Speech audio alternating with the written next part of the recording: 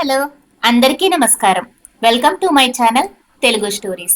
ఈ ఛానల్లో నేను మంచి మంచి కథలను పోస్ట్ చేస్తాను. దయచేసి నా ఛానల్ని సబ్స్క్రైబ్ చేసుకోకపోతే తప్పకుండా సబ్స్క్రైబ్ చేసుకొని నాకు సపోర్ట్ చేయండి. ఇక ఈ రోజు కథ విందాం. అరవింద్ దీపాతో మాట్లాడుతూ, దీపా, నువ్వు నాకు అగ్రిమెంట్ పెళ్లి చేసుకోవాలి. 1 నెల రోజు పాటు నువ్వు నా భార్యగా గడపాలి. నీ కుటుంబ అవసరాలన్నీ కూడా నేను తీరుస్తాను. మీ అక్కకి ట్రీట్మెంట్ కూడా చేయిస్తాను. నీ ప్రతి ప్రాబ్లంని నేను సాల్వ్ చేస్తాను అంటూ మాట్లాడుతూ ఉన్నాడు. దీప ఆశ్చర్యమైన కళ్ళతో అరవింద్ వైపు చూసింది. అరవింద్ దీప కళ్ళల్లోకి చూస్తూ, ఈ వివాహం కేవలం ఒక నాటకం మాత్రమే. నెల రోజుల తర్వాత నీ దారి నీది, నా దారి నాది అన్నాడు. నీ మీద నాకు ఎలాంటి ఇంట్రెస్టు లేదు. పరిస్థితుల దృష్ట్యా నేను ఈ పెళ్లి చేసుకోబోతున్నాను. నీ పరిస్థితులన్నీ, సమస్యలన్నీ పరిష్కరించడం కోసం నువ్వు ఈ పెళ్లి చేసుకుంటే మనిద్దరికీ లాభమే అంటూ అరవింద్ మాట్లాడుతూ ఉన్నాడు. చాలా ఆలోచించిన తర్వాత దీప అరవింద్ని పెళ్లి చేసుకోవాలని నిర్ణయం తీసుకుంది. అప్పుడు దీప అరవింద్తో, నీకు నా గురించి ఏం తెలుసో నాకు తెలీదు, కానీ నేను ఒక వితంతువుని అని చెప్తున్నప్పుడు అరవింద్, నీ గతం గురించి నాకు అనవసరం. నాకు 1 నెల రోజుల పాటు భారీగా మాత్రమే నువ్వు కావాలి అంటూ చెప్పాడు. మరుసటి రోజే దీప అరవింద్కు పెళ్లి చేసుకుని భార్యాభర్తలుగా మారారు. 2 రోజుల తర్వాత అరవింద్ దీప గదిలోకి వచ్చినప్పుడు దీప కళ్ళు మూసుకొని కన్నీళ్లతో ఆ భగవంతుడికి ప్రార్థిస్తూ ఉంది. ఎందుకో తెలీదు, దీప లాంటి రూపం చూడగానే అరవింద్లో చాలా రకాల ఫీలింగ్స్ కలిగాయి. అలాగే దీపాని చూస్తూ ఉండిపోయాడు తను. అరవింద్కి తన తండ్రి చెప్పిన మాటలు ఇప్పటికే తన హృదయంలో ప్రతిధ్వనిస్తూనే ఉన్నాయి. ఆయన మంచం మీద పడుకొని బలహీనమైన స్థితిలో ఊపిరి పీల్చుకుంటూ ఉన్నారు. అప్పుడే ఆయన అరవింద్ కళ్ళల్లోకి చూస్తూ చెప్పారు, బాబు అరవింద్, నేను నెల రోజులకు మించి ఇంకా బ్రతక. నా ఆరోగ్యం అసలు బాగుండడం లేదు. నువ్వు 1 వారం రోజుల్లాగా పెళ్లి చేసుకోపోతే నేను నా సంపాదించిన ఆస్తులన్నీ కూడా అనాథాశ్రయానికే రాసేస్తాను. ఇది నా ఆఖరి నిర్ణయం. నువ్వు ఇప్పుడు పెళ్లి చేసుకోపోతే నా ఆస్తులు చిల్లీగవా కూడా నీకు దక్కదు అని చెప్పాడు. అరవింద్ ఆశ్చర్యపోయాడు, మౌనంగా ఉండిపోయాడు. చిన్నప్పటి నుంచి అరవింద్కి తన తండ్రి గురించి చాలా బాగా తెలుసు. ఆయన మాటంటే మాటే. ఏదైనా నిర్ణయం తీసుకుంటే ఆ నిర్ణయానికి అసలు తిరుగుండదు. వెంటనే అరవింద్ మౌనంగా బయటికి వచ్చి తన జోబిలో నుంచి మొబైల్ ఫోన్ తీసి తను కాలేజీలో ఉన్నప్పటి నుంచి రిలేషన్ లో ఉన్న తారకి ఫోన్ చేశాడు. తార అరవింద్ ప్రేమించుకున్నారు. ఇద్దరూ కూడా కలిసి తమ తమ జీవితాల గురించి చాలా కలలు కన్నారు. ఫోన్ రింగ్ అవుతూనే ఉంది. తార ఫోన్ లిఫ్ట్ చేసింది. వెంటనే అరవింద్ తారాతో మాట్లాడుతూ, నేను మన ప్రేమ విషయం మా నాన్నగారితో చెప్పాను. మన ఇద్దరం కూడా 7 రోజుల్లోనే పెళ్లి చేసుకోవాలి. ఇదే మా నాన్నగారి ఆఖరి కోరిక. మా నాన్న ఇంకా ఎక్కువ రోజులు బ్రతకరని డాక్టర్లు చెప్పారు. ఆయన ఆఖరి కోరికని నేను ఎలాగైనా తీర్చాలి అంటూ చెప్పాడు. అటుపక్క నుంచి తార పెద్దగా నవ్వుతూ శబ్దం చేసింది. ఏంటి అరవింద్, ఈ డ్రామాలేంటి? ఈ డ్రామాలన్నీ వదిలేసేయి. 7 రోజుల్లో పెళ్ళేంటి? నేను రేపే లండన్ వెళ్ళిపోతున్నాను. ఈ విషయం నీకు కూడా తెలుసు కదా అనగానే అరవింద్, ఎట్టి పరిస్థితిలోనూ మన పెళ్లి 7 రోజుల్లోనే జరగాలి. లేదంటే మా నాన్న మా ఆస్తిపాస్తులన్నీ కూడా అనాథాశ్రయానికే రాసేస్తారు అని చెప్పాడు. తారా నవ్వుతూ, నువ్వు మీ నాన్నకి ఏకైక కొడుకువి. ఆయన తర్వాత ఎలా ఉన్నా సరే ఆ ఆస్తి నీదే అవుతుంది అని చెప్పింది. కానీ అరవింద్ తారాతో, నీకేమైనా పిచ్చి పట్టిందా? నా మాటల్ని జోక్గా ఎందుకు తీసుకుంటున్నావు? ఇది మా నాన్న నిర్ణయం. ఆయన స్వయంగా నాతో మాట చెప్పారు. ఈ మాట నువ్వు నీ లండన్ ప్రయాణాన్ని క్యాన్సిల్ చేసుకో. ఈ పెళ్లి తర్వాత నువ్వు ఎక్కడికి కావాలంటే అక్కడికి వెళ్ళొచ్చు అన్నాడు. కానీ తారా, నువ్వు ఇంత హడావిడిగా పెళ్లి చేసుకోవాలి అని అనుకుంటే 7 రోజుల్లో నీకెవరైనా అమ్మాయి దొరికితే ఆ అమ్మాయినే పెళ్లి చేసుకో. ఇలాంటి కండిషన్స్ నాకు అసలు నచ్చవు. నువ్వు ఇదే చెయ్యాలి అనుకొని ఫోన్ చేసినట్లయితే దయచేసి ఫోన్ పెట్టేసే అని కోపంతో ఫోన్ తిట్టి పెట్టేసింది. అరవింద్ మాట్లాడుతూ ఉండగానే ఫోన్ కట్ అయిపోయింది. ఇది మా నాన్న చివరి కోరిక అన్న విషయం తనతో నేను ఎలా చెప్పాలి? ఎలా చెప్పినా కూడా తను అంగీకరించడం లేదేంటి అనుకున్నాడు. నేను జోక్ చేస్తున్నానని ఏమైనా తను భావిస్తుందా? లేదంటే తను నా మాటలకి విలువ ఇవ్వడం లేదా? తను ఇలా చేస్తే నేను ఇప్పుడు ఏం చేయగలుగుతాను? నేను తనని ఎంతగానో ప్రేమించాను. తను ఇలా నా మాట వినకుండా వెళ్ళిపోతే ఇప్పుడు నేను ఎవరిని పెళ్లి చేసుకోవాలి? మా నాన్నగారి ఆరోగ్యం కూడా బాగోలేదు. ఆయన నెల రోజుల కంటే ఎక్కువ బ్రతకే అవకాశం లేదని కూడా డాక్టర్ చెప్పారు. ఇప్పుడు నేను ఎలాగైనా సరే పెళ్లి చేసుకొని తీరాలి. ఆయన చివరి కోరికను నేను తీర్చాలి. ఆస్తి కోసం కాకపోయినా కనీసం కొడుకుగా ఆయన చివరి కోరిక తీర్చడం నా బాధ్యత అని ఆలోచించుకున్నాడు. ఈ విషయం గురించి తన లాయర్ తో కూడా మాట్లాడారు. లాయర్ గారు, నేను ఒక అమ్మాయిని నెల రోజుల కోసం పెళ్లి చేసుకోవడానికి నీకు ఏర్పాటు చేస్తాను. అప్పుడు అరవింద్ ఆ అమ్మాయికి విడాకులు ఇచ్చేసి నేను ఇంకో పెళ్లి తర్వాత చేసుకోవచ్చా అని అడిగాడు. అవును, చేసుకోవచ్చు, ఇది చట్టబద్ధంగా కుదురుతుంది అన్నాడు లాయర్. కానీ నెల రోజుల కోసం తనని పెళ్లి చేసుకోవడానికి ఏ అమ్మాయి ఒప్పుకోదని తన మనసు చెబుతూనే ఉంది. మరుసటి రోజు చాలా మంది చాలా కారణాల వల్ల పెళ్లి కుదరని అమ్మాయిలు, వయసైపోతున్న అమ్మాయిల్ని అరవింద్ చూశాడు. వాళ్ళతో మాట్లాడాడు. వాళ్ళెవ్వరూ కూడా అరవింద్ చెప్పిన నెల రోజుల కోసం పెళ్లి చేసుకోవడానికి ఇష్టపడలేదు. ఆ కండిషన్ కి వాళ్ళు ఇష్టపడలేదు. అరవింద్ లోపలంతా వింత గందరగోళం ఏర్పడింది. అసలు 7 రోజుల్లో నా పెళ్లి జరుగుతుందా? జరిగినా సరే నన్నెవరు పెళ్లి చేసుకుంటారు? నెల రోజుల తర్వాత ఈ బంధం నుంచి విడిచి వెళ్లిపోవడానికి ఎవరు సిద్ధంగా ఉంటారు? తమ జీవితాన్ని ఎవరు పణంగా పెడతారు? ఎవరైనా ఒప్పుకుంటారా అంటూ ఆలోచిస్తూ కూర్చున్నాడు. అరవింద్ అలా ఆలోచిస్తుండగా ఇంతలోనే అరవింద్ ఫోన్ మోగింది. లాయర్ దగ్గర నుంచి ఆ ఫోన్. లాయర్ గారు మాట్లాడుతూ, ఫైనల్ గా మీరు పెళ్లి కోసం ఒక పెళ్లి కూతురు సెట్ అయ్యింది. పేపర్లన్నీ సిద్ధంగా ఉన్నాయి. మీరిద్దరు సంతకాలు పెట్టి అగ్రిమెంట్ రాసుకున్న తర్వాత పెళ్లి చేసుకోవచ్చు అని చెప్పాడు. అరవింద్ రిలాక్స్డ్ గా ఉన్నాడు. ఊపిరి పీల్చుకున్నాడు. సరే, నేను వెంటనే బయలుదేరి వస్తాను అని చెప్పి అరవింద్ అక్కడి నుంచి బయలుదేరాడు. అది గుడి గాని రిజిస్ట్రేషన్ ఆఫీస్ కానీ కాదు, లైట్లతో అలంకరించిన ఒక గెస్ట్ హౌస్. ఆ గెస్ట్ హౌస్ లో మొదటిసారిగా అరవింద్ దీపాన్ని చూశాడు. తెల్లని ఛాయితో పింక్ కలర్ చీరలో చాలా అందంగా ఉంది దీప. తన చేతుల్లో గోరింటాకు లేదు. తన ముఖంలో ఆనందం లేదు. తన కళ్ళల్లో, ముఖంలో ఏదో కోల్పోయినట్టుగా సందిగ్ధంలో ఉంది. తన కళ్ళల్లోకి చూడడానికి కూడా అరవింద్కి ధైర్యం చేయలేదు. అరవింద్ ఇద్దరు స్నేహితులు తన పెళ్లికి సాక్షులుగా వచ్చారు. పెళ్లికి ముందుగానే అరవింద్ దీపాతో మాట్లాడుతూ, నన్ను నెల రోజుల కోసం మీరు పెళ్లి చేసుకుంటే నేను మీ కష్టాలన్నీ కూడా తీరుస్తాను. మీకు కావలసినంత డబ్బులు ఇస్తాను. ఇది జస్ట్ ఒక ఫార్మాలిటీ మాత్రమే. నెల రోజుల తర్వాత మన బంధం క్యాన్సిల్ అయిపోతుంది. ఆ తర్వాత మీ జీవితం మీది, నా జీవితం నాది అని చెప్పాడు. మొదటిగా అరవింద్ వాళ్ళ తండ్రి దగ్గరికి వెళ్లి ఆశీర్వాదం తీసుకున్నారు. పెళ్లి జరిగిన వెంటనే అరవింద్ దీప వాళ్ళ అక్క ట్రీట్మెంట్ కోసం హాస్పిటల్లో డాక్టర్తో కూడా మాట్లాడాడు. తన ట్రీట్మెంట్ కోసం అన్ని ఏర్పాట్లు చేయించాడు.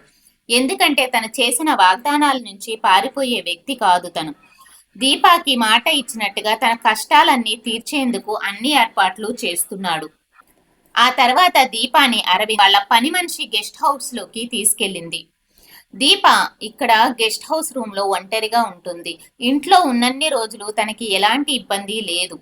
అరవింద్ తన దగ్గరికి వచ్చి, నీకెలాంటి ఇబ్బంది ఇక్కడ ఉండదు అని భరోసా ఇచ్చాడు. దీప కుటుంబ పరిస్థితులన్నిటిని గురించి అరవింద్ కొన్ని విషయాలు తెలుసుకున్నాడు.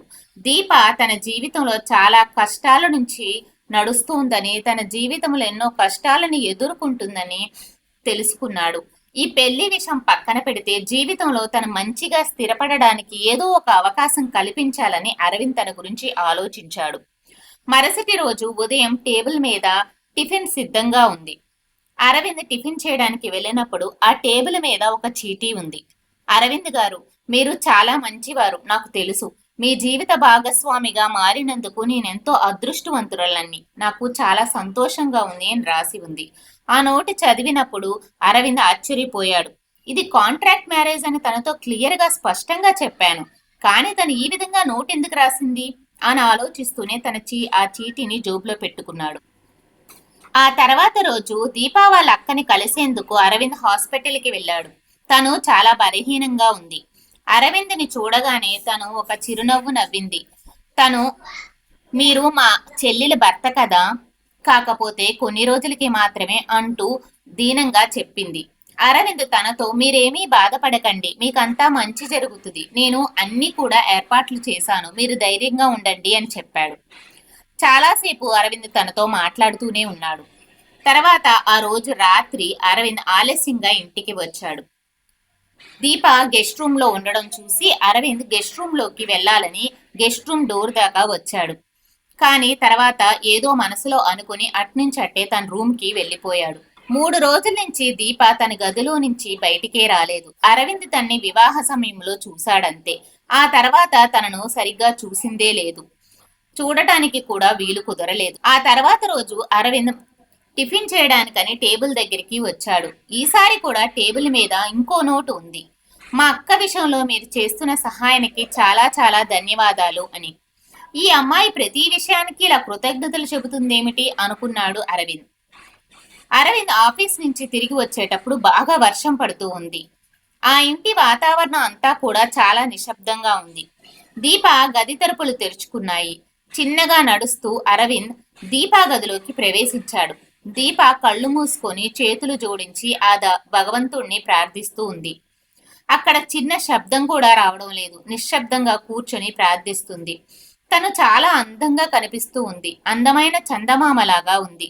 చంద్రుడిలో అయినా ఒక మచ్చ ఉందేమో కానీ తన ముఖంలో చిన్నపాటి మచ్చ కూడా లేదు. చాలాసేపు అరవింద్ అలాగే నిలబడి దీపా వైపు చూస్తూ ఉన్నాడు. అనుకోకుండానే దీపాన్ని చూస్తూ ఉన్నప్పుడు అరవింద్ పెదవులపై చిరునవ్వు వచ్చింది.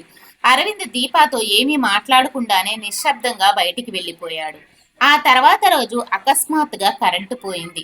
జనరేటర్ ఆన్ చేయడానికి ప్రయత్నించినా కూడా ఆన్ అవ్వలేదు. దీప గది పక్క నుంచే వెళ్తూ దీపా గది తలుపులు తట్టాడు అరవింద్. వెంటనే దీప ఎవరు అంటూ అడిగింది. కరెంటు పోయింది, మీకు ఎలాంటి ఇబ్బంది లేదు కదా అని అడిగాడు. నాకు ఇక్కడంతా బాగానే ఉంది, నాకు ఎలాంటి ఇబ్బంది లేదు. ఎన్నో ఏళ్లుగా చీకట్లో నేను ఉన్నాను, ఇది పెద్దదేం కాదు అని చెప్పింది. ఆ సమాధానం విని కొన్ని క్షణాలు అరవింద్ అక్కడే ఆగిపోయాడు. తన మనసులో ఎంత దుఃఖం ఉన్నా ఇంత రిలాక్స్ గా ఉన్న ఆ అమ్మాయి ఎవరు అని ఆలోచిస్తూనే ఉన్నాడు. ఆ రోజు అరవింద్ తన డైరీ తెరిచాడు. దాంట్లో 2 లైన్లు మాత్రమే రాశాడు. ఈ అమ్మాయి ఎవరో కానీ ఎక్కడి నుంచి వచ్చిందో కానీ తను చాలా అందంగా ఉంది. తన ముఖం కంటే తన మనసు ఇంకా ఇంకా అందంగా ఉంది అని రాసుకున్నాడు. ఎన్నో కష్టాల ద్వారా వచ్చిన అనుభవాలతో ఆమె ఎంతో ధైర్యంగా కనిపిస్తుంది అనుకున్నాడు. 3వ రోజు పని మనిషి అరవింద్ గదిలోకి వచ్చి, అరవింద్ సార్, దీపా మేడం రాత్రిపూట భోజనం కూడా చేయడం లేదు. తను ఇంకా ఏదో ఇక్కడ ఇబ్బందిగా ఫీల్ అవుతున్నట్లు నాకు అనిపిస్తుంది అని చెప్పింది. అరవింద్ తన తలని ఊపాడు. సరే, నేను చూసుకుంటాను అన్నాడు.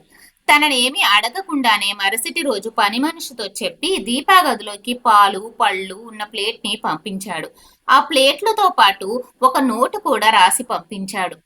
మీరు ఈ ఇంటికొచ్చిన అతిపతి, అంటే నా భార్యగా మీరు ఇంటికి వచ్చారు. నా భార్యగా మిమ్మల్ని జాగ్రత్తగా చూసుకోవడం నా కర్తవ్యం అని రాసింది ఆ నోట్లో. పెళ్ళైనా కూడా తెలియకుండానే అరవింద్ తనకి దీపాకి మధ్య ఒక పెద్ద గోడను కట్టేశాడు. ఇప్పుడు అది మెల్లమెల్లగా బలహీన పడుతున్నట్లు అనిపిస్తుంది. ఆ రోజు రాత్రి అరవింద్ తన గదిలో కూర్చొని ఫైల్ చెక్ చేస్తూ ఉన్నాడు. చాలా ఆలస్యమైంది. తన మనసులో దీపా ప్రతిబింబమే ప్రతిబింబిస్తూ ఉంది. అలా ఆలోచిస్తూనే టైం చూస్తున్నప్పుడు రాత్రి 3 గంటలు అయిపోయింది. ఇల్లంతా నిశ్శబ్దంగా ఉంది. దాహంగా ఉండడంతో అరవింద్ మంచినీళ్లు తాగడానికి వంటగది వైపు వెళ్ళాడు. వంటగది తలుపులు తెరిచి ఉన్నాయి. చిన్నగా కాంతి కూడా లోపల నుంచి వస్తూ ఉంది. అక్కడ దీప నేల మీద కూర్చొని తన మోకాలు తలని అనుకొని ఏడుస్తూ ఉంది. అంతేకాకుండా తన ముఖాన్ని కూడా చున్నీతో కప్పుకొని ఉంది. కాసేపు అరవింద్ తలుపు దగ్గరే నిలబడి ఆ తర్వాత వంటగదిలోకి వెళ్లి ఒక గ్లాస్ నీళ్లు తెచ్చుకొని దీపా దగ్గర నిలబడ్డాడు. దీప మెల్లగా కళ్ళు తెరిచి చూసినప్పుడు తను ఒక్కసారిగా షాక్ అయ్యాడు. దీపా కూడా ఆయన్ని చూసి ఎంతో షాక్ అయింది. తన చేతులు వణుకుతూ ఉన్నాయి. అరవింద్ ఏమీ మాట్లాడకుండానే తీసుకోండి నీళ్లు తాగండి అంటూ ఆ గ్లాస్ ని దీపా చేతికి అందించడానికి ప్రయత్నించాడు. దీపా చేతిలో ఆ గ్లాసుని పెడుతూ ఉన్నప్పుడు దీపా చెయ్యి అరవింద్ చెయ్యిని తగిలింది. వెంటనే తన చేతుల్ని అక్కడి నుంచి గబగబా తీసేశాడు. గ్లాసుని వదిలేసి గబగబా పక్కకు వెళ్ళిపోయాడు అరవింద్. తనతో తానే, ఇది అగ్రిమెంట్ వల్ల ఏర్పడిన బంధం, ఈ విషయం నేను మర్చిపోకూడదు అని మనసులో అనుకున్నాడు. వెంటనే అరవింద్ తన తండ్రిని గుర్తు చేసుకోవడం మొదలుపెట్టాడు. కొన్నిసార్లు మనుషులు నిశ్శబ్దంగా ఉండాలి, మాటలు తగ్గిస్తేనే ఎలాంటి ఇబ్బందులు ఉండవు అనుకుంటూ తను వెనక్కి తిరిగాడు. దీపాన్ని చూసినప్పుడు దీపా కళ్ళల్లో కన్నీళ్లు ఉన్నాయి. తను కన్నీళ్లను తుడుచుకుంటూ ఉంది. నీకేమైనా కావాలా అంటే మొహమాటం లేకుండా నాతో చెప్పు. అసలు దేని విషయం గురించి నువ్వు ఇంత ఇబ్బంది పడుతున్నావో నాకు తెలీదు. కానీ ఇక్కడ నువ్వు ఇబ్బంది పడాల్సిన విషయం ఏమీ లేదు. ఏ విషయమైనా సరే నువ్వు నాకు చెప్పొచ్చు అని చెప్పాడు. ఆ తర్వాత అరవింద్ తన గదిలోకి వెళ్లిపోయాడు. మరుసటి రోజు సాయంత్రం డాక్టర్ అరవింద్ని పిలిచి తన తండ్రి టెస్ట్ రిపోర్ట్స్ అన్ని బాగా వచ్చాయని చెప్పుకొచ్చాడు. అరవింద్ చాలా సంతోషించి ఆశ్చర్యపోయాడు కూడా. కానీ అరవింద్ నిశ్శబ్దంగా ఉండిపోయాడు. ఆ తర్వాత రోజు తన ఆఫీస్కి వెళ్ళడానికి సిద్ధమవుతూ ఉన్నప్పుడు అప్పుడే పని మనిషి అరవింద్ దగ్గరికి వచ్చి మీకోసం ఎవరో వచ్చారు. ఆవిడ తన పేరు తారా అని, మీరు తను కాబోయే భార్య అని చెబుతుంది. లండన్ నుంచి తొందరగా వచ్చేసానని మీతో చెప్పమని చెప్పింది సార్. నేను ఆమెని డ్రాయింగ్ రూమ్ లో కూర్చోబెట్టి వచ్చాను. ఆవిడ జీన్స్ టీషర్ట్ వేసుకుని ఉంది. ముఖం మీద మేకప్ కూడా వేసుకుని ఉంది.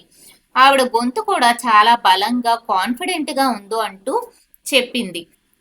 ఆ తర్వాత అరవింద్ తారాని కలవడానికి డ్రాయింగ్ రూమ్ లోకి వెళ్ళాడు. తారా, ఎప్పుడు వచ్చావు నువ్వు అంటూ మాట్లాడుతూ ఉండగానే తారా కోపంగా, నీ పలకరింపులు నాకు అవసరం లేదు. నీ నుంచి నాకు చాలా ప్రశ్నలకి సమాధానం కావాలి. మీరు నాతో నిజం చెప్పండి. మీరు నిజంగా వివాహం చేసుకున్నారా అనగానే అరవింద్ గట్టిగా ఊపిరి పీల్చుకున్నాడు. వెంటనే అరవింద్ తారాతో, నన్నేం చేయమంటావు? నువ్వు మా నాన్న చివరి కోరిక అని చెప్పినా కూడా నాతో పెళ్లికి నిరాకరించి లండన్కి వెళ్ళిపోయావు. అందుకే నేను ఈ నిర్ణయం తీసుకోవాల్సి వచ్చింది. నువ్వే చెప్పావు కదా, నేను అర్జెంటుగా లండన్కి వెళ్ళాలి. నువ్వు కావాలంటే అవసరమైతే వేరే ఎవరైనా చూసి పెళ్లి చేసుకో అనగానే తారా కోపంగా, నేను 6 నెలల్లో తిరిగి వస్తానని చెప్పాను కదా, అయినా సరే నువ్వు ఇలాంటి పనులు చేస్తావా అనింది. అరవింద్, మా నాన్నకి 6 నెలల సమయం లేదు. ఇప్పుడు నా పెళ్లి విషయం తెలుసుకోగానే నువ్వు 20 రోజులకే తిరిగి వచ్చేసావు కదా. కానీ నాతో పెళ్లి చేసుకోవడం కోసం పెళ్లి చేసుకోకుండా లండన్కి వెళ్ళిపోయావు, ఆగలేకపోయావు అన్నాడు. తారా, నువ్వు ప్రేమించిన వ్యక్తికి ద్రోహం చేశావు కదా, నేను నిన్ను అస్సలు క్షమించను అని మాట్లాడింది. అప్పుడు అరవింద్ నవ్వుతూ, ఎప్పటికైనా నువ్వే నా భార్యవి. ఇది కేవలం ఒప్పందం ద్వారా జరిగిన పెళ్లి మాత్రమే అని చెప్పుకొచ్చాడు. వెంటనే తారా కోపంగా, ఏం మాట్లాడుతున్నావు నువ్వు? అసలు నీ ఉద్దేశం ఏమిటి? నువ్వు ఇలాంటి పనులు చేసిందే కాకుండా నన్ను ఇంకా ఇంకా మభ్య పెట్టాలని చూస్తున్నావా? అసలు నువ్వు ఎవరిని పెళ్లి చేసుకున్నావు? నేను వెళ్ళి తన దగ్గరే తేల్చుకుంటాను. మిగతా విషయాలని తననే అడుగుతాను అంటూ లోపలికి వెళ్ళింది. వెంటనే అరవింద్, తారా, ఇందులో తన తప్పేమీ లేదు. ఇది తన గౌరవానికి సంబంధించిన విషయం. ఆమె ఇప్పుడు నా భార్యగా మా ఇంట్లో ఉంది. ఇప్పుడు నువ్వు నా భార్యని అవమానించడానికి అస్సలు వీలు లేదు అని మాట్లాడుతూ ఉన్నప్పుడు భార్య అనే పదం అరవింద్ నోటి నుంచి వినగానే దీప చాలా ఆశ్చర్యపడింది. తార కోపంగా, ఇప్పుడు నువ్వు ఏదైతే చెప్పావో దానికి ఖచ్చితంగా మూల్యం చెల్లించుకోవాల్సి వస్తుంది. నేను ఈ విషయాన్ని ఇక్కడతో వదిలిపెట్టను అని కోపంగా వెళ్ళిపోయింది తార. తారా వెళ్ళిపోయిన తర్వాత చాలాసేపటి తర్వాత బయటికి లాన్ లో నిలబడుతున్నాడు అరవింద్. అరవింద్ చాలా మౌనంగా ఉన్నాడు. కానీ తన లోపల మాత్రం చాలా నిశ్శబ్దం దాగి ఉంది. దీప ఎలాంటి ప్రశ్నలు అడగలేదు. ఆ తర్వాత రోజే తారా తల్లి నుంచి అరవింద్కి కాల్ వచ్చింది. బాబు అరవింద్, నువ్వేం చేశావు? తారా నువ్వు ప్రేమించుకున్నారు కదా, మీ పెళ్లికి మేము కూడా ఒప్పుకున్నాం కదా, కానీ నువ్వెందుకు ఇలా చేశావు? నేను నిన్నెప్పుడు ఒక్క మాట కూడా అనలేదు. నా కొడుకులాగే ఫీల్ అయ్యాను.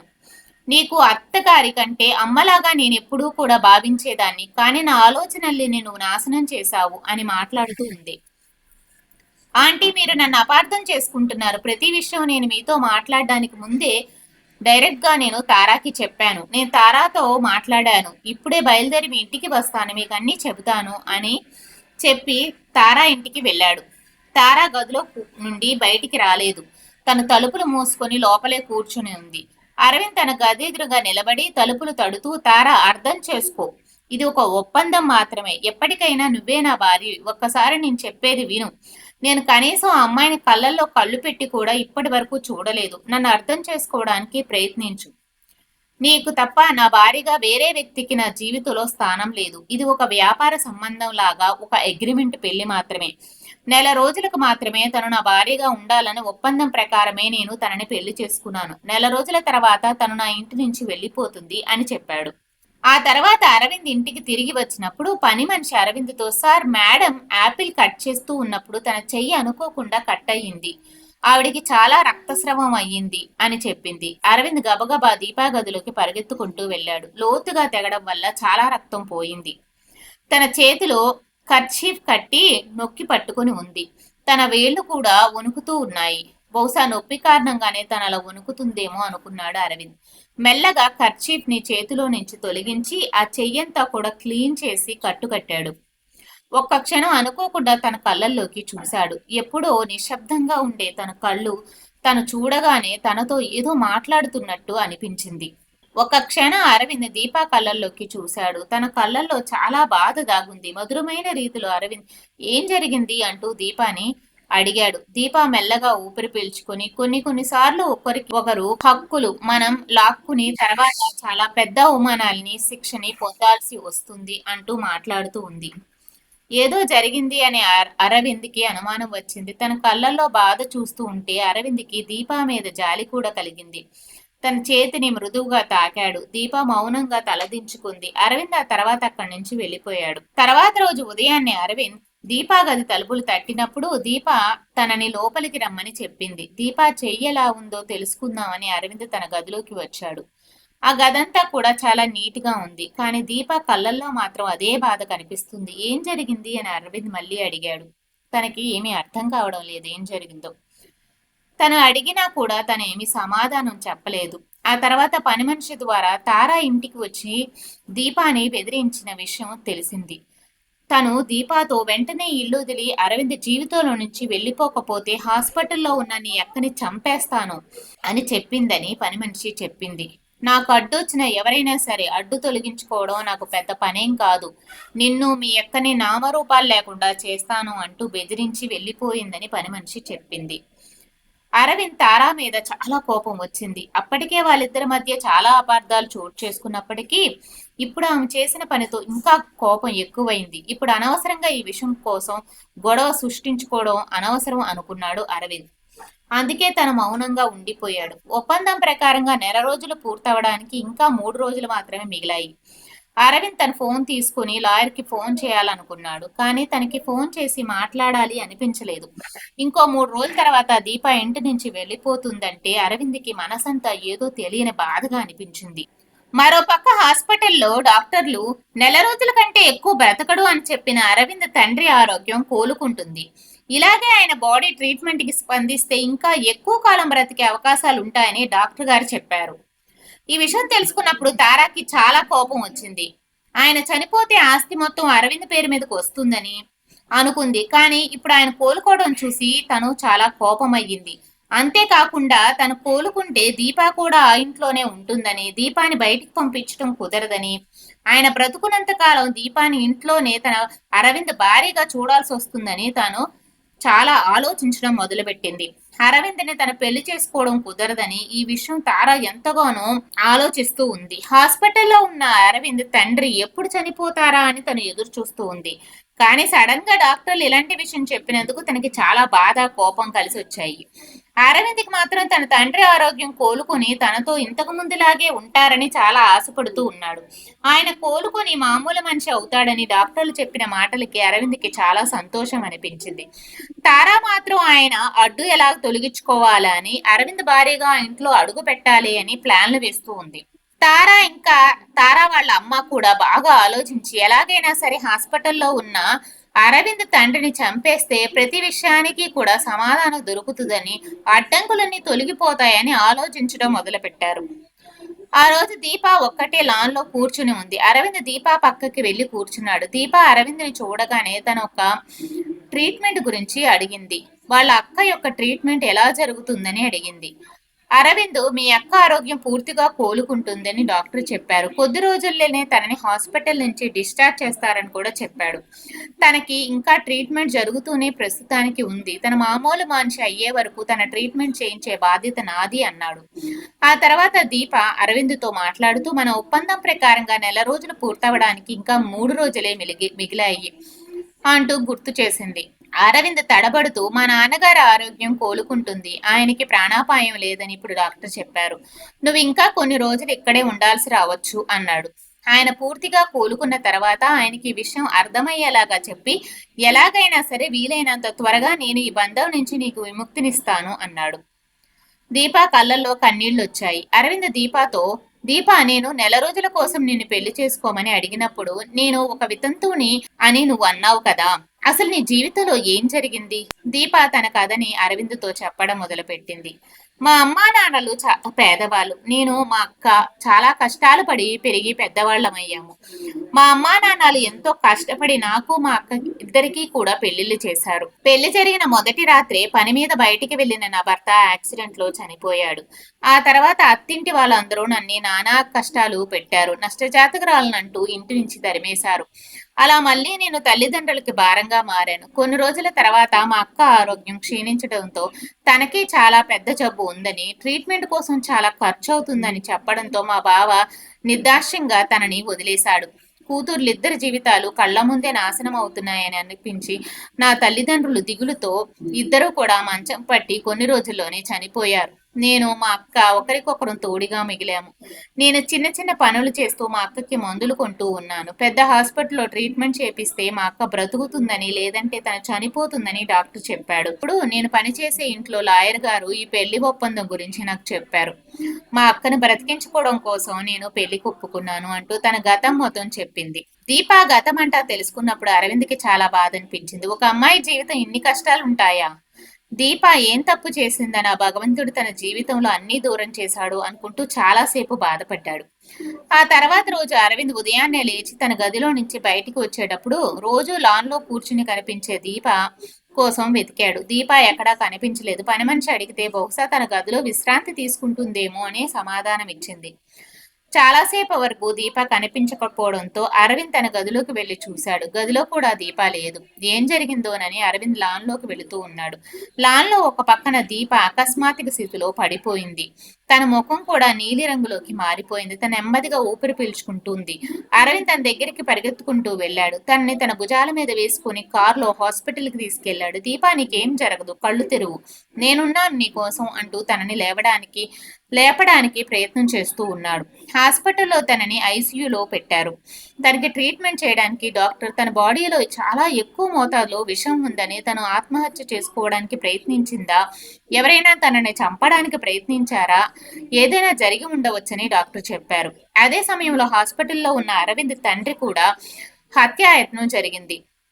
నర్స్ ఇంజెక్షన్ ఇవ్వడానికి ఆయన రూమ్ లోకి వచ్చేసరికి ఆక్సిజన్ మాస్క్ లేకుండా ఊపిరందక ఆయన కొట్టుమిట్టాడుతూ కనిపించాడు. సమయానికి నర్స్ రావడం వల్ల ఆయన ప్రాణాపాయం నుంచి తప్పింది. ఈ రెండు విషయాలు జరిగినప్పుడు అరవింద్ మనసులో చాలా అనుమానాలు తలెత్తాయి. ఏం జరిగిందో అరవింద్కి అసలు అర్థం కావడం లేదు. ఈ విషయం గురించి అరవింద్ ఆలోచిస్తున్నప్పుడు ఉన్నాడు. నర్స్ అరవింద్ దగ్గరికి వచ్చి దీపా స్పృహ వచ్చిందని చెప్పింది. వెంటనే అరవింద్ దీపా దగ్గర పరిగెత్తుకుంటూ వెళ్ళాడు. దీపాతో మాట్లాడుతూ ఇదంతా ఎలా జరిగింది, నువ్వు ఆత్మహత్య చేసుకోవడానికి ప్రయత్నించావా, లేదంటే ఎవరైనా నిన్ను చంపడానికి ప్రయత్నించారా అంటూ అడిగాడు. దీప కన్నీళ్లతో అవును, తారా నన్ను చంపడానికి ప్రయత్నించింది. తన సంతోషాలకి నేను అడ్డంగా ఉన్నానని, నేను చనిపోతే మీ వారి స్థానం తనకి దక్కుతుందని తను ఆశపడింది. నేను గనక ఈ విషయం తాగపోతే మీ నాన్నగారిని చంపిస్తానని తాను నాతో చెప్పింది. అలాగే నన్ను వ్యభిచార గృహానికి అమ్మేస్తానని చెప్పింది. జీవితంలో ఎన్నో కష్టాలు నేను అనుభవించాను. చావు నాకు పెద్ద లెక్క కాదు.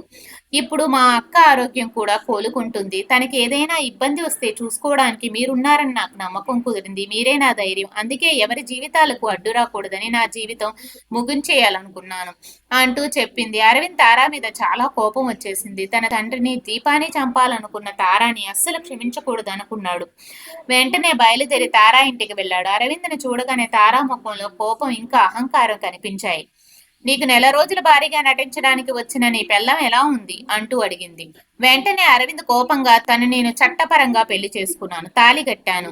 నువ్వు ఇంత దుర్మార్గురాలు నేను అస్సలు ఊహించలేదు. మనుషుల్ని చంపే వరకు నువ్వు దిగజారిపోయావంటే అసలు నువ్వు ఎలాంటి దానివో ఇప్పుడు నాకు అర్థమవుతుంది. నువ్వు నా తండ్రిని నా నుంచి దూరం చేయాలని చూశావు. నిన్ను చూస్తుంటే నాకు అసహ్యనంగా ఉంది. మా నాన్న చివరి కోరిక మన ఇద్దరం వెంటనే పెళ్లి చేసుకోవాలని. నేను నిన్ను అడిగిన ఆయన కోరికకి నువ్వు అసలు విలువ ఇవ్వలేదు. అయినా సరే నేను నిన్ను ప్రేమించిన కారణంగా నిన్ను వదిలి ఉండలేక దీపాని నెల రోజులకి అగ్రిమెంట్ కోసమే పెళ్లి చేసుకున్నాను. కానీ ఈ విషయం అర్థం చేసుకోకుండా నువ్వు అడ్డంగా ఉన్నావని మా నాన్నని దీపాన్ని చంపాలనుకున్నావు. నువ్వు ఇంత క్రిమినల్ గాని నేను ఎప్పుడూ కూడా ఊహించలేదు. నా జీవితంలో ఎప్పుడూ కూడా ఇలాంటి అమ్మాయికి స్థానం ఉండదు. నువ్వు చేసిన నేరాలుగా నీకు శిక్ష పడేలా చేస్తాను. నువ్వు ఎవరినైతే నా జీవితంలో నుంచి తొలగించాలని చూసావో ఇప్పటి నుంచి మనస్ఫూర్తిగా తనని నా భార్యగా నేను స్వీకరిస్తాను. నా భార్య అయ్యే అర్హత నీకు మాత్రం ఎట్టి పరిస్థితుల్లో లేదు అని చెప్పి మాట్లాడుతూ ఉండగానే అక్కడి నుంచి పోలీసులు వచ్చి తారాని అరెస్ట్ చేసి తీసుకెళ్లారు. అగ్రిమెంట్ పెళ్లి నెల రోజులు ముగిసిపోయింది. ఆ రోజు అరవింద్ దీపా గదిలోకి వెళ్ళినప్పుడు దీపా తన సామాన్లు ప్యాక్ చేసుకుంటూ ఉంది. అరవింద్ని చూడగానే దీపా మాట్లాడుతూ, మన అగ్రిమెంట్ ప్రకారంగా నేను మీ జీవితంలోకి మీ భార్యగా ప్రవేశించి నెల రోజులు పూర్తయిపోయింది. నేను ఇంకా వెళ్ళవలసిన సమయం ఆసన్నమైంది అంటూ మాట్లాడుతుంది. అరవింద్ దీపాని ఎలాగో ఆపాలని చూస్తున్నాడు, కానీ తనకి ఎలా ఆపాలో అర్థం కాలేదు. దీపా మళ్ళీ మాట్లాడుతూ, ఇన్ని రోజులు మా అక్కకి ట్రీట్మెంట్ చేయించారు, తన ఆరోగ్యం ఇప్పుడు కుదుటి పడుతుంది. ఇంక నుంచి తన మందుల ఖర్చులు నేనే చూసుకుంటాను. నేను ఏదో ఒక పని వెతుక్కుంటాను. మీరు మీ బాధ్యతలు నెరవేర్చుకోండి. ఇక మా గురించి ఆలోచించిన అవసరం కానీ మా భారం కానీ మీకు ఉండదు అని చెప్పి దీప అక్కడి నుంచి బయటికి నడిచింది. దీప కళ్ళల్లో చాలా కన్నీళ్లున్నాయి. అవి అరవింద్కి స్పష్టంగా కనిపించాయి. అరవింద్ తన పెళ్లికి సంబంధించిన నెల రోజుల అగ్రిమెంట్ పేపర్లు బయటికి తీసి దీపా ఎదురుగానే పేపర్లు ముక్కలు ముక్కలుగా చించేశాడు. పరిగెత్తుకుంటూ వెళ్లి దీపాని కౌగలించుకున్నాడు. ఈ నెల రోజుల్లో నేను చాలా విషయాలను అర్థం చేసుకున్నాను. నేను నిన్ను నా నుంచి దూరం చేసుకోవాలని అస్సలు అనుకోవడం లేదు. నీకు ఇష్టమైతే మన మూడుముళ్ల బంధాన్ని మనం నిలబెట్టుకుందామంటూ దీపాతో చెప్పాడు. దీపా కన్నీళ్లతో అరవింద్ని కౌగలించుకుంది. ఆ రోజు నుంచి దీపా జీవితంలో కొత్త అధ్యాయాలు మొదలయ్యాయి. జీవితంలో ఎన్నో కష్టాలు పెట్టిన భగవంతుడు తనకి ఇప్పుడు ప్రశాంతమైన జీవితాన్ని ఇచ్చాడు. దీప అక్క ఆరోగ్యం కూడా కుదుటి పడింది, పూర్తిగా కోలుకుంది. తను దీప అరవిందులతో కలిసి ఆ ఇంట్లోనే ఉంటూ ఉంది. అరవింద్ తండ్రి గారి ఆరోగ్యం కూడా కోలుకుంటుంది. ఆయన హాస్పిటల్ నుంచి డిశ్చార్జ్ అయ్యి వచ్చారు. దీప ఆయన్ని చాలా జాగ్రత్తగా చూసుకోవడం మొదలుపెట్టింది. ఆయన చాలా కొద్ది కాలంలోనే మామూలు మనిషిగా అయ్యారు. 6 నెలల తర్వాత దీప గర్భవతి అయినప్పుడు ఆ ఇంట్లో అందరూ ఎంతగానో సంతోషించారు. 9 నెలలు పూర్తయ్యేసరికి దీప ఒక ఆడపిల్లకి జన్మనిచ్చింది. ఆ ఇంట్లో ఎన్నో సంతోషాలు వెల్లువెత్తాయి. ఇదండి ఈ రోజు కథ. మీకు ఈ కథ ఎలా అనిపించింది? కథ నచ్చితే ఒక లైక్ చేయండి. అలాగే నా ఛానల్ని తప్పకుండా సబ్స్క్రైబ్ చేసుకోండి. మీరు కనుక సపోర్ట్ చేస్తే మరెన్నో ఇలాంటి ఇంట్రెస్టింగ్ కథలు మీకోసం ఆ ఛానల్లో మేము పోస్ట్ చేస్తూ ఉంటాము. Thank you. ధన్యవాదాలు.